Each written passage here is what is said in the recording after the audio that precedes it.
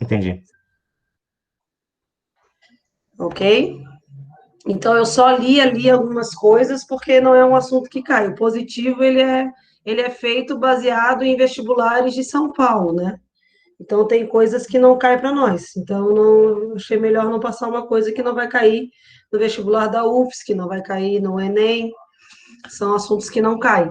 E tinha aquela parte de plantação ali, de plantio, que também não cai, né? O máximo que cai é a estáquia, que é a única que eu falei. As outras, só quando tu vai fazer alguma coisa específica na área que tu vai precisar estudar sobre isso, tá bom? É, essa parte de propagação vegetativa, tipo estaca e O mergulho, plantio. essas técnicas, associando ali com o conteúdo de genética, já dá para saber mais ou menos, né? Que a E assexuada não vai ter variabilidade genética e isso, sabe as porque vantagens. todas essas técnicas são assexuadas, tá? Sim, Vai ser sexuada se tu pegar a semente. Qualquer outra coisa que tu use, o caule, um pedaço da raiz, um pedaço, é tudo assexuado. É isso que vocês têm que saber.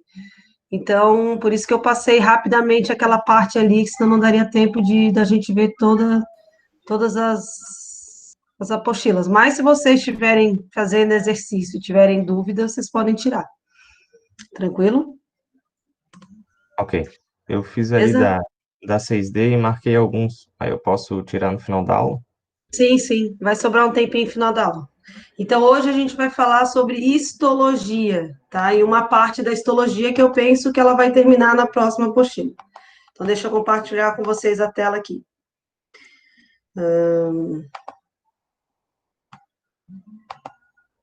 Planeta Biologia, né? É só clicar lá planeta.bio.com.br, clica no assunto que vocês querem, lá vai ter geralmente os slides que eu uso, porque eu sempre pego dessa mesma fonte.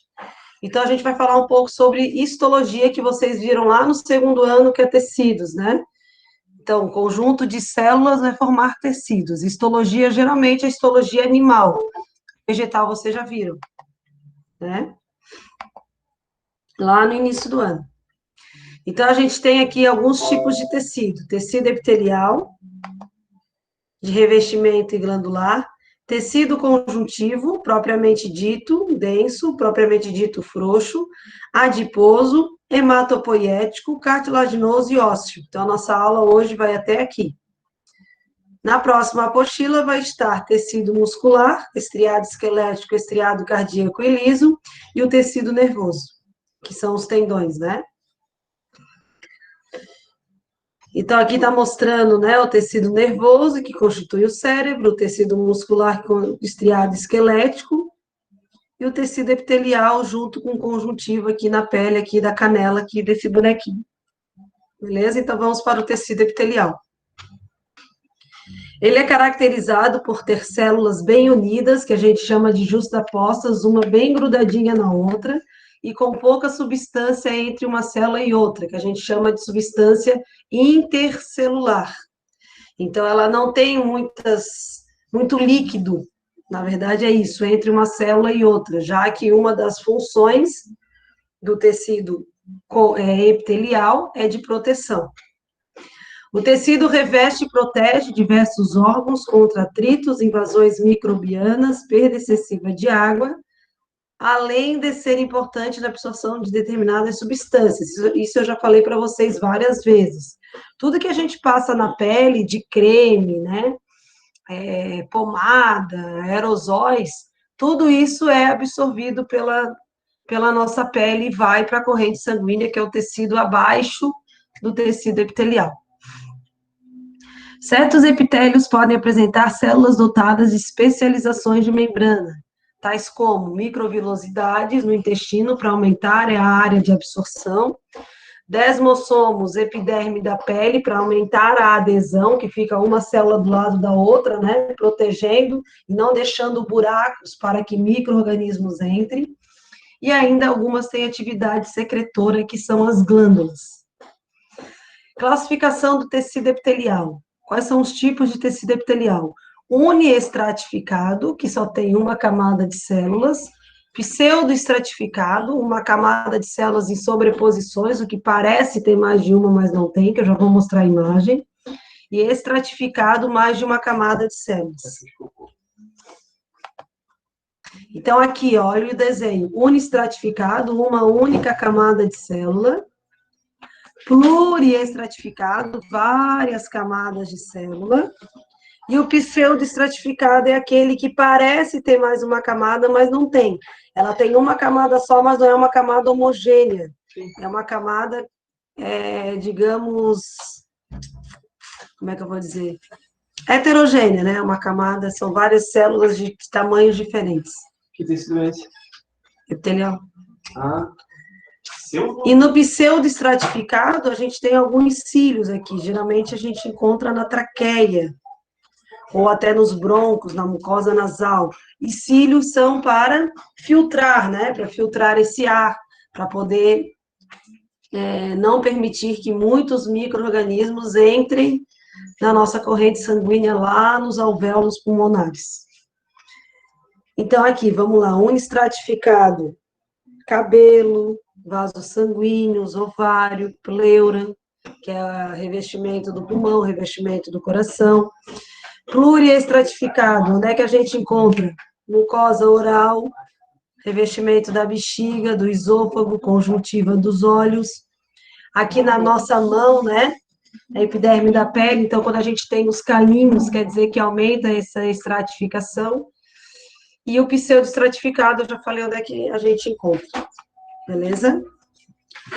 Tecido epitelial glandular. Agora a gente tem as glândulas. Existem dois tipos de glândulas, como vocês estão vendo. As glândulas exócrinas. E as endócrinas. Que liberam substâncias fora do corpo, ó, buraquinho para fora do corpo.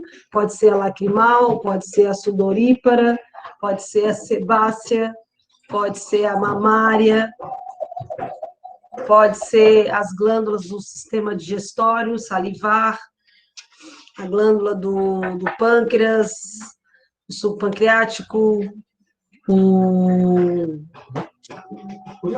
ácido clorídrico, que vai para fora do corpo. Não quer dizer que não vai para a corrente sanguínea. Para dentro do tubo digestório é considerado fora do corpo. Fora do corpo. Que legal.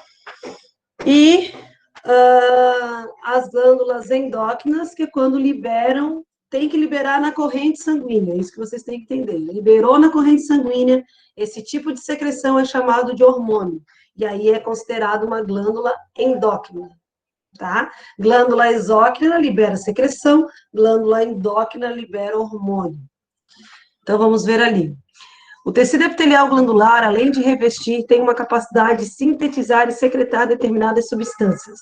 É o principal tecido formado das glândulas presentes no corpo, sendo que as quais podem ser classificadas em 3 categorias. Exócrinas, liberam sua secreção para fora do corpo ou cavidade de um órgão. Endócrinas, liberam hormônio na corrente sanguínea. Ou mistas, que tem uma parte que libera para fora e uma parte que libera para o sangue.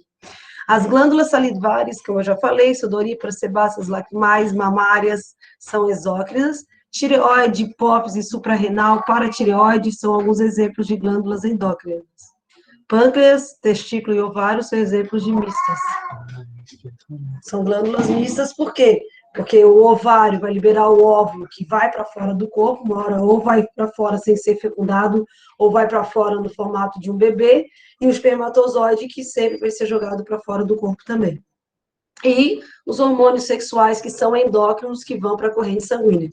Pergunta é, de onde que vem esses hormônios? Hormônios são proteicos, a maioria deles são proteicos, exceto os hormônios sexuais que são lipídicos. Então, a maioria dos nossos hormônios são proteicos. Então, onde que o hormônio é formado? O hormônio é uma proteína. Se ele tem origem proteica, ele vem do DNA da célula. O DNA produz RNA, que produz proteína. Então, isso é muito importante de vocês saberem. Nunca se esqueçam desse dogma da biologia, né? Que o DNA produz RNA e que o RNA produz proteína. Tranquilo? Se não tem dúvidas, eu vou seguir. Aqui a gente tem a localização das principais glândulas endócrinas e mistas.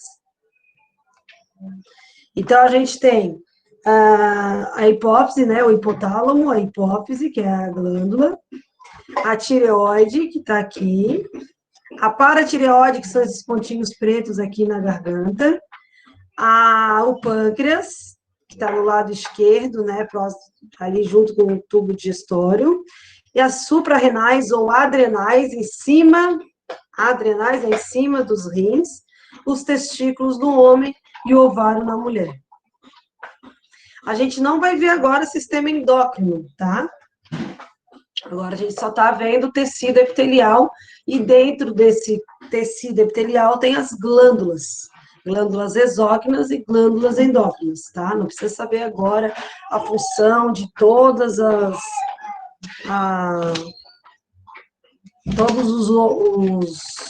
as glândulas aí endócrinas, não nesse momento, tá bom? Especialização das células epiteliais. Os diversos epitélios, tecido epitelial, espalhados pelo corpo, podem apresentar especializações da membrana. Então, a gente tem aqui os desmossomos, que aumenta a adesão, permite que a célula fique bem grudada uma ao lado da outra, que são células de proteção, não pode deixar buraquinho para não entrar vírus, bactéria, e não ocorrer uma infecção. Microvilosidades, que são essas voltinhas, que aumentam a área de absorção. Isso, geralmente, a gente vê em especializações de membrana, que vocês já viram. E as junções GAP, tá? Que essas junções vocês não viram ainda, tá? São canais proteicos que comunicam o citoplasma de duas células. Então, vocês viram desmossomos, microvilosidades e as interdigitações, que é quando a célula ela tem uma célula se junta com a outra e forma os dedinhos, assim, parece uma luva, né? Um dedo aumenta a área de adesão. O que vocês não viram ainda são essas junções GAP, que ela faz o contato entre uma célula e a outra. Beleza? De tecido epitelial é isso. Vamos para o tecido conjuntivo.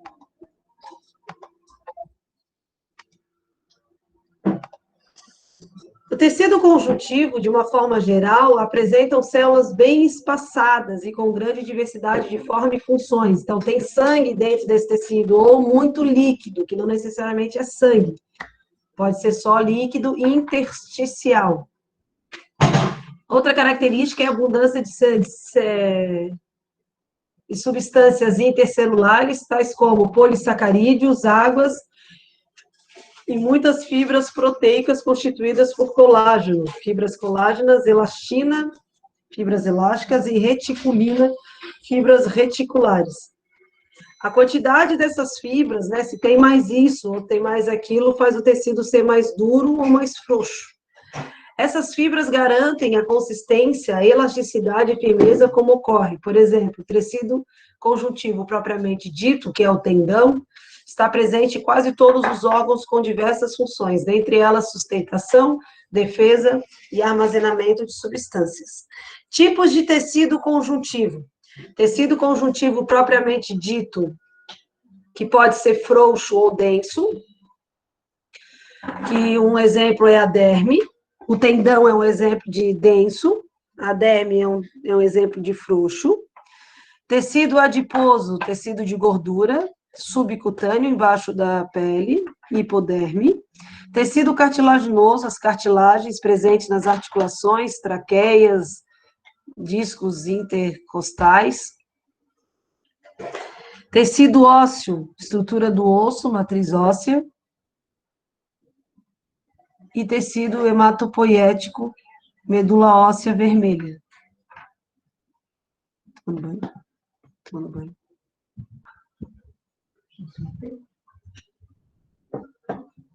Ok, continuemos.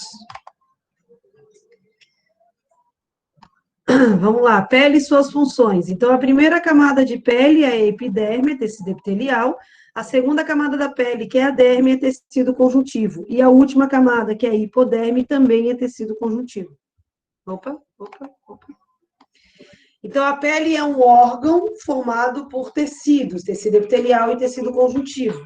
A mais externa é a epiderme epitelial, a mais interna a derme, e a mais profunda seria a hipoderme, que é o tecido adiposo. Epi sobre derme do meio, hipo abaixo derme. Funções da pele: proteção contra agentes externos, tato, tem vários tecidos nervosos, produção de vitamina D quando exposto à luz solar, regulação térmica.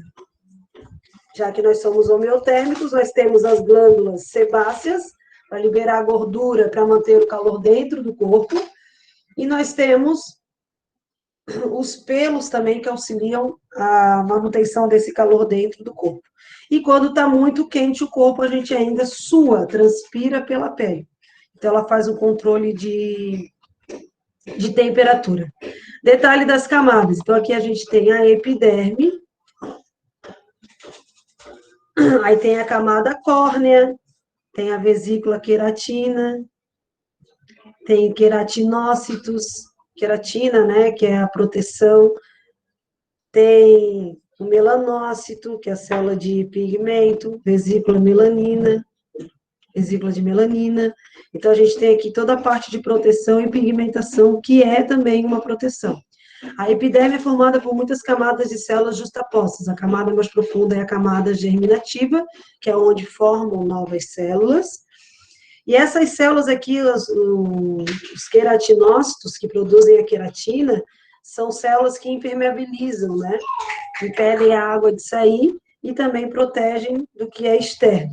E a melanina produz pigmentação para proteger a nossa pele, tanto de humanos contra animais, contra a radiação solar, principalmente o UVB. Então, a melanina protege contra a UVB. Não temos proteção contra a UVA, a não ser que seja tecnológica, uma camisa, um protetor, mas naturalmente não. Tá? E a camada córnea são células mortas. Então, a gente tem camada germinativa, intermediária, e a camada córnea, que é onde a gente vai ter os calinhos lá, que eu estava comentando com vocês. Mas a gente já falou bastante sobre a epiderme, vamos falar da derme. Então, a derme é a segunda e mais espessa camada da pele, constituída de tecido conjuntivo propriamente dito, geralmente frouxo. As células são bem espaçadas e tem muitas substâncias intercelulares, há muitos vasos sanguíneos, tecidos linfáticos, terminações nervosas. Também a gente encontra fibroblasto, que produz fibra, macrófagos, células de defesa por fagocitose, plasmócitos, células de defesa por liberação de anticorpos, e adipócitos, células que armazenam gordura. A raiz dos pelos e cabelos, folículo piloso, as glândulas sebáceas, produção de óleo que impermeabiliza os pelos, e as glândulas sudoríparas encontram-se na derme. Certo? Mas aí a gente vê que tanto essas duas glândulas aqui, elas são constituídas de tecido epitelial. Tá? Não é conjuntivo. E a última camada, que seria a hipoderme, que é a camada de tecido conjuntivo adiposo, que fica abaixo e tem como uma função reserva, né, e manutenção da temperatura. É um isolante térmico e também é uma reserva energética. Beleza?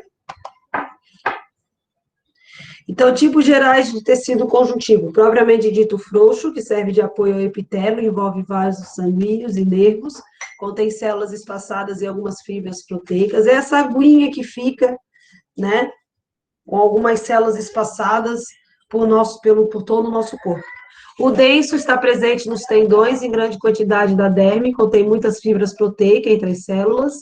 Tecido conjuntivos especiais, o adiposo, que está presente lá na parte subcutânea, que eu já falei a função, o cartilaginoso, que vai poder revestir todos os ossos e diminuir o impacto, e também dá uma flexibilidade no nariz e na orelha, pavilhão auditivo, o ósseo, presente na matriz óssea, e o hematopoiético, células que vão formar as células do sangue, certo? Vamos lá, senão não vai dar tempo. Tecido conjuntivo cartilaginoso. Está presente nas estruturas cartilaginosas do corpo, tais como septo nasal, traqueia, brônquios, pavilhão auditivo, extremidades dos ossos, nas articulações, etc. Então, vocês têm que gravar esses 3 nomes. Condroblasto, são células de origem, jovens, células embrionárias, que elas vão dar origem aos condrócitos. Citos são células já adultas, né? São as principais células desse tecido, pois secretam colágeno e proteoglicanos que conferem consistência e maleabilidade às cartilagens. Não há vaso sanguíneo nas cartilagens. O oxigênio e os nutrientes chegam aos condrócitos por difusão, a partir dos capilares sanguíneos presentes no pericôndrio, tecido conjuntivo que reveste as cartilagens. E ainda tem os condroclasto. Quando eu preciso degradar o tecido para que ele cresça, é o condroclasto. Condroblasto, origem, condrócito, célula fixa, e condroclasto, célula que degrada. Beleza? Aqui tem uma imagem do tecido cartilaginoso para vocês. Tecido conjuntivo ósseo está presente nos ossos, é óbvio, que constitui nosso esqueleto. Um osso longo típico é revestido pelo periósteo, camada peri, né, sempre superficial. Tecido conjuntivo denso, internamente pelo endósteo, tecido conjuntivo frouxo. Entre o endósteo e o periósteo encontra o tecido ósseo. Internamente, há 2 medulas ósseas, a medula vermelha, tecido conjuntivo hematopoiético, que vai formar o sangue, e a medula amarela, que vai formar tecido adiposo, que armazena a gordura dentro dos ossos, há muitos vasos sanguíneos e nervos. Então, aqui a gente tem, né, medula óssea vermelha e medula óssea amarela. Geralmente, a maior quantidade de medula óssea vermelha a gente vai encontrar nessa parte da cabeça do osso, que a gente chama de epífise. E na diáfise, que é o comprimento do osso, a gente vai encontrar mais medula amarela. Então, o osso dos mamíferos é um osso denso, constituído internamente de endósteo, que é tecido conjuntivo frouxo. E aqui a gente tem células tronco. Células tronco que a gente pode utilizá-las para formar mais células do sangue ou outras células em laboratório aí, epiteliais.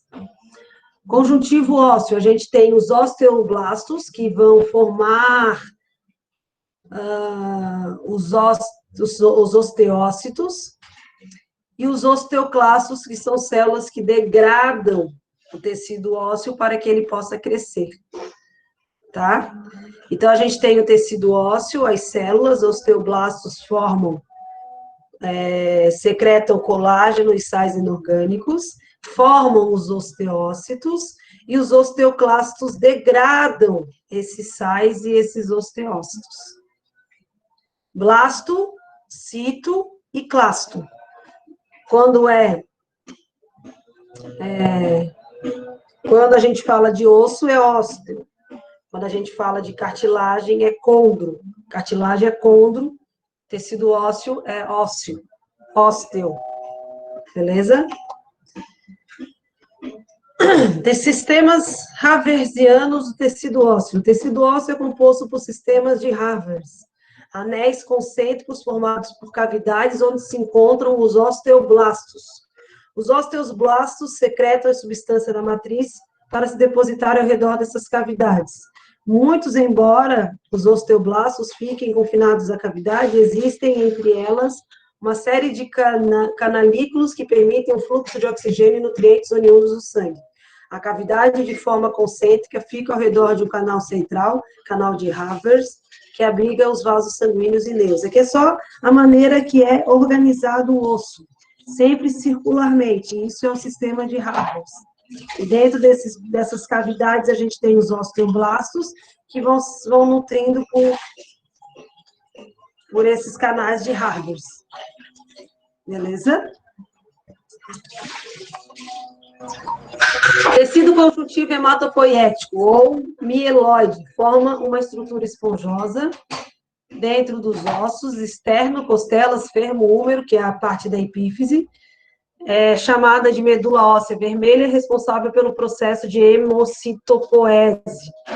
que é formar células troncos dos tecidos sanguíneos, especialmente os hemocitoblastos, que sofrem várias mitoses, diferenciações celulares, ó, hemocitoblasto para formar os glóbulos brancos, as hemácias e as plaquetas. Componentes do sangue. O sangue é composto de plasma, que é água, íons, glicose, proteína, vitamina, hormônios, excretas, entre outras, e os elementos figurados, que são as hemácias, leucócitos e as plaquetas. Lembrando que de tudo isso que tem no sangue, somente os leucócitos têm núcleo. As hemácias não têm núcleo, e plaqueta é resto de célula. Então, se eu vou pegar o DNA de alguém, eu vou ter que pegar do sangue dos glóbulos brancos, que é de 7 a 9 mil, é o que menos tem no sangue. As hemácias são milhões, então tem uma diferença muito grande. Funções gerais dos principais elementos figurados do sangue. Hemácia, transporte de oxigênio e CO2, tá? Tudo aqui as hemácias. Ó. Tudo isso é hemácia, né? Que vocês já viram. Leucócito, defesa contra agentes estranhos. Geralmente as células maiores são os leucócitos. E esses pontinhos que a gente encontra, ó, esses pontinhos são as plaquetas que trabalham com a coagulação sanguínea. Hemácias são chamadas de glóbulos vermelhos ou eritrócitos, e leucócitos são chamados de glóbulos brancos. Aí a gente tem os tipos de leucócitos, os granulócitos e os agranulócitos. Granulócito quer dizer que eles têm um monte de pontinho, um monte de granulações, e agranulócitos não tem. Então, são 3 tipos de granulócitos: neutrófilo, eosinófilo e basófilo. O neutrófilo, ele fagocita agentes estranhos, infecções, vírus, bactéria, protozoário. Os eosinófilos, eles atacam vermes e alguns processos alérgicos. E basófilos estão relacionados a processos alérgicos. Agranulócitos, monócitos e linfócitos. Monócitos, eles fagocitam também o que vier, e os linfócitos são aqueles famosos do HIV. São as células CD4-8, CD8B, que são os linfócitos T, do timo, e tem os linfócitos B, que são do baço. Mas o vírus do HIV ataca CD4 e CD8, que são linfócitos T. Beleza? O que é diapedese? Diapedese é muito importante, que é o seguinte: quando os tipos de leucócitos, como os neutrófilos e monócitos, são capazes não só de fagocitar bactérias de outros corpos estranhos, como também de abandonar um capilar sanguíneo migrando. Diapedese é a migração de um leucócito de um vaso sanguíneo para outro. Então, ele pode sair do sangue e ir para um tecido e matar o parasita naquele tecido. Então, aqui está o glóbulo branco, ele vai sair do vaso sanguíneo e ele vai se transformar no macrófago e vai fagocitar essas bactérias. Ou ele vai junto a uma outra célula e vai fazer com que essa célula ataque. Tá? Como é que a gente faz a coagulação sanguínea? A coagulação sanguínea, ela tem a ver com processos junto com as plaquetas para que a coagulação ocorra. Tem mais ou menos 20 substâncias envolvidas numa coagulação sanguínea. O que vocês têm que saber? Primeiro, a gente tem que ter um tecido lesionado, aí a plaqueta libera tromboplastina, essa tromboplastina estimula. Então, assim, a pessoa se machucou, a plaqueta vai liberar a tromboplastina. Assim que a pessoa se machucou, o fígado libera a protrombina. A tromboplastina com o cálcio fazem com que a protrombina transforme-se em trombina. Essa trombina estimula o fibrinogênio a formar fibrina. E isso é a fibrina, são aquelas redes que vão fazer com que o sangue fique coagulado. gelatinoso, né? Como é que eu vou dizer assim? Fica daquele formato de coagulação que vocês conhecem. Então, de novo, a plaqueta libera tromboplastina, o fígado libera a protrombina. Tromboplastina e cálcio fazem com que a protrombina produza trombina. A trombina estimula o fibrinogênio, que também é produzido pelo fígado, para formar fibrina. E isso tudo a gente tem a vitamina K. A vitamina K é que vai auxiliar o fígado a formar a protrombina. Então, é uma reação em cadeia para produzir fibrina. Para produzir fibrina, é preciso de fibrinogênio, que precisa de trombina, que precisa de uma série de coisas. Trombina, fibrinogênio, fibrina. Para formar a trombina, eu preciso da tromboplastina e da protrombina e cálcio. Aí eu formo a trombina. A trombina, junto com o fibrinogênio, vai formar a fibrina. Beleza? Aqui ele só está explicando o que eu já expliquei para vocês. Isso é coagulação sanguínea. Beleza? Alguma dúvida?